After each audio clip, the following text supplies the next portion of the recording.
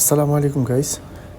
আজকে আসলে একটা বিষয় নিয়ে আসলাম সবার সামনে, যেটা আমাদের আসলে বাঙালিদের জন্য মোটামুটি একটা শিক্ষণীয় বিষয়। আমি এখন বর্তমান সৌদি আরবে আছি। সৌদিতে আসলে আসলে আমাদের সৌদিতে মনে করেন অনেক নিয়মকানুন, অনেক পরিপাটি, অনেক সুন্দর, পরিষ্কার পরিচ্ছন্ন।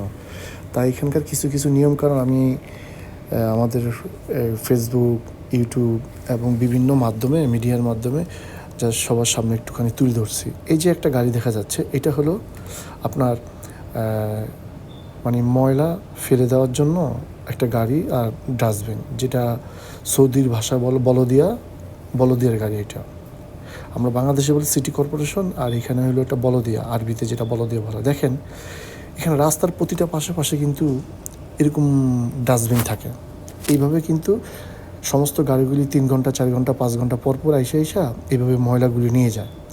আর এই ময়লাগুলি নিয়ে যাওয়ার সাথে সাথে ডাস্টবিনটা ফাঁকা হয়ে যায়।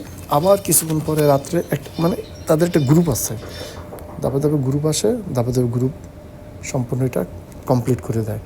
তা আসলে বলতে চাচ্ছি, এইভাবে আমাদের বাংলাদেশে কীভাবে ময়লা আবর্জনা পড়ে থাকে, হয়তো সাথে সাথে নেয় না, একদিন পরে দুদিন পরে এসে নিয়ে যায়। পানি ভরপুরভাবে ময়লা আবর্জনা রাস্তাঘাট ছড়িয়ে যায়।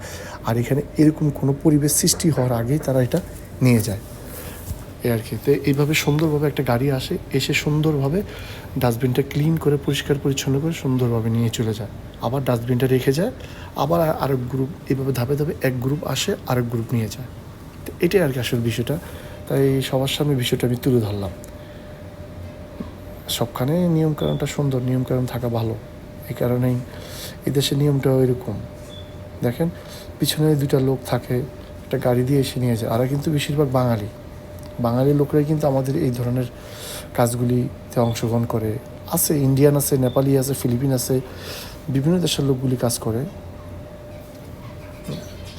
দেখেন একটু পরে এই ডাস্টবিনটা সুন্দর রেখে তারা ময়লা নিয়ে চলে যাবে।